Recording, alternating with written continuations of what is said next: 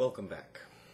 For those of you that watched the organizational approach segment, you know that I said that I was going to help you break down what we've got going on in nickel and dimed. Before we do that, though, let's establish the various categories that we were examining, not with Barbara Ehrenreich, but with the jungle. We know that Jurgis Rudkus worked the toughest, dirtiest, and lowest paying jobs, and that life on the factory floor was anything but secure. We also know that he paid relatively exorbitant rates for housing, and the condition of that housing was very, very poor, to say the least. And we also found out that the government wasn't working for the people that needed it the most. In other words, people like Jurgis, it worked for the special interests. I think you've got similar situations going on in Barbara Ehrenreich. For those of you that have completed much of the reading, you know that the jobs that she takes are quite bad too and don't pay very much. The houses in which she lives are falling down, and that's to say nothing of things like crime and vice. And you're seeing government seem to step away from some of the problems that are facing the most susceptible individuals in American life. What I'd like to do in this segment is talk to you about life on the job at work. Before we get into the Ehrenreich information, however, I want to assess what we've got going on as far as American working class life in the 20th century. We know that as the 20th century progressed, as it went on, we got further and further into the 20th century, the government took more and more of a proactive role when it comes to regulating how things worked at work. I had mentioned a few things like Mueller versus Oregon, which in 1908 was the Supreme Court that said if you have a female worker, the legal maximum amount of hours that you can work her is 10 hours. Now, there were very specific reasons that happened to be the case, but nonetheless, that law is designed to protect a specific group of Americans. Later on in the 1930s, we not only have the 1935 Wagner Act, which made unions legal in this country, you've got the Fair Labor Standards Act, which set up things like minimum wage and eliminated other things like child labor. In short, the federal government expanded to protect the people that were most susceptible, most in danger of being truly, truly hurt, in all senses of the word, by industrial capitalism. We begin to see that changing in the later part of the 20th century. And once again, the question becomes why? Let's take a look at the Ehrenreich information. And you know that the jobs that she does, or I hope that you have some idea of the jobs that she does, they're all low wage and what is described in the American economy as low skill. In other words, she's Jurgis Rudkus. Remember, on the first day of work, he gets hired, and he doesn't know the first thing about meatpacking. They hire him because he's big, he looks strong, and it looks like he's got a good attitude. Okay, so there's a lot of similarities between what you've got going on in the early part of the 20th century and what you've got going on in the later part of the 20th century. But for right now, I want you to open up your book to page 16. Barbara Ehrenreich in Florida gets her first job at a restaurant waiting tables. The restaurant is called Hearthside. There's that first full paragraph on 16 there. It's in the middle of the page, and it starts out, "So begins my career at the Hearthside." Find that. "So begins my career at the Hearthside, where for 2 weeks I work from 2 till 10 p.m., for $2.43 an hour plus tips." Okay, now that's grossly below what would be considered the minimum wage in the 1990s.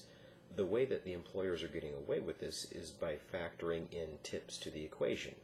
well, you know as well as I do, I mean, the amount of tip, whether or not you're going to leave one at all, for that matter, is in the hands of the person leaving that tip. So that's not exactly a fair way of gauging how much money somebody's going to make.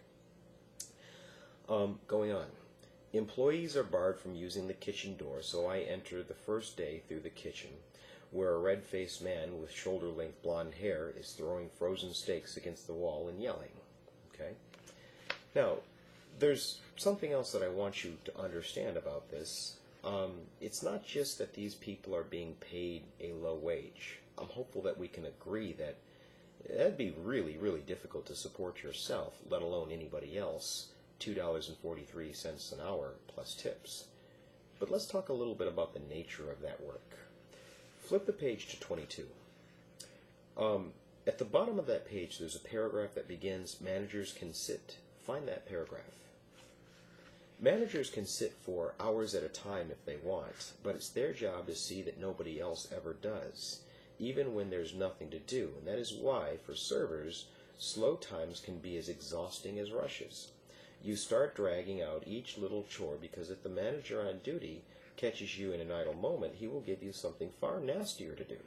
So I wipe, I clean, I consolidate ketchup bottles and recheck the cheesecake supply, even tour the tables to make sure that the customer evaluation forms are all standing perkily in their places, wondering all the time how many calories I burn in this strictly theatrical exercise.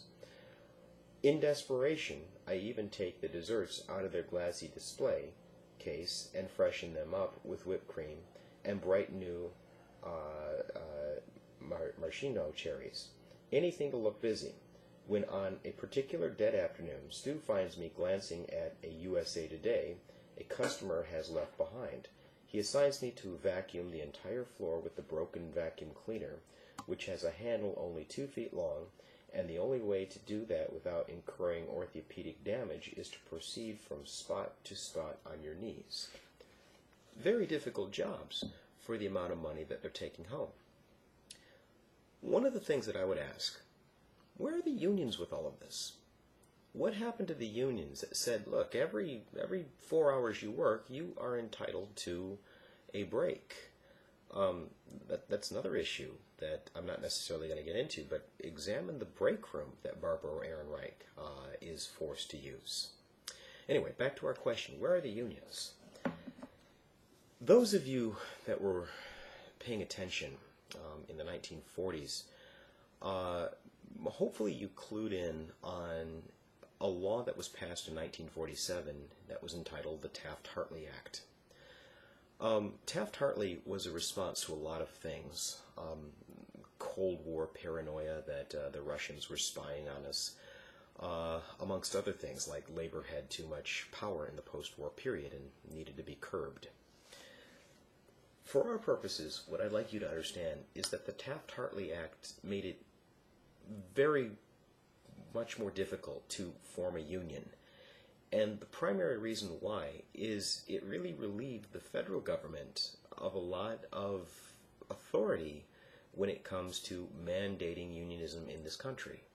Keep in mind, in 1935, the Wagner Act said that all employers, coast to coast, would be forced to succumb to this law.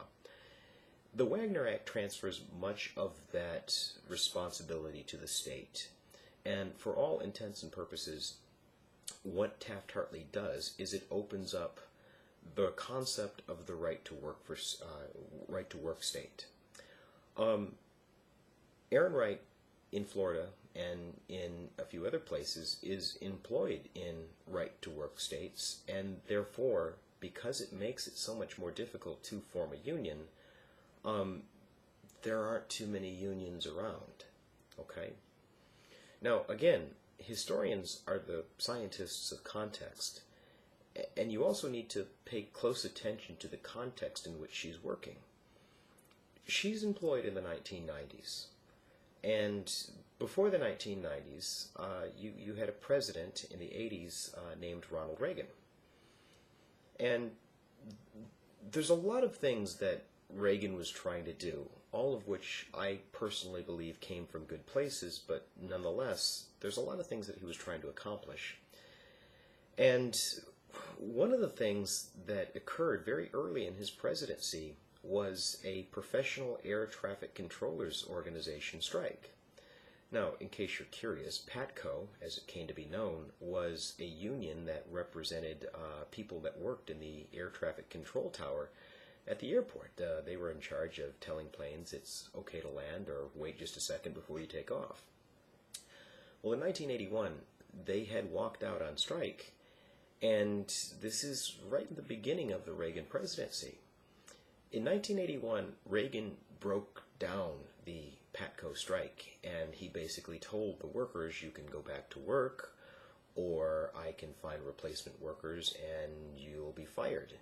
So what you have is Ronald Reagan intervening in a labor management dispute, and ultimately, in the aftermath of the PATCO strike, or breaking up of the PATCO strike, what you see is unionism falling like a stone.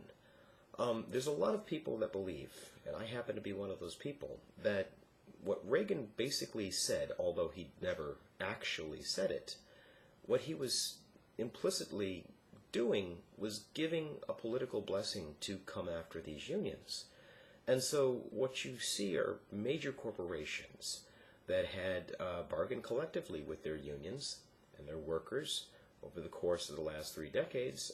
They begin to come after their unions. They begin to do some things like make it much more difficult to form a union. They don't bargain as progressively as they had in the 60s or even in the 70s. Or they do other things like they offshore production. One of the things that you really do need to ask in the context of Barbara Ehrenreich, what happened to all those jobs that people like Jurgis Rudkis used to be employed with? I mean, what happened to the factory jobs? What happened to Detroit? What happened to Oakland, California? What happened to Newark, New Jersey? What happened to those jobs?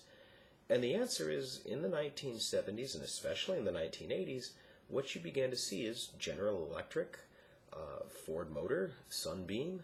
They began to send these jobs that were good-paying, blue-collared, middle-class jobs overseas.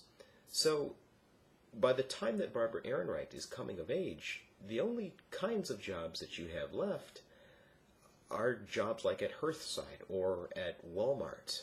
And just so we're clear on this, if you've read that chapter on Walmart, you know that $7 an hour is really no different than what she's making in Key West, Florida.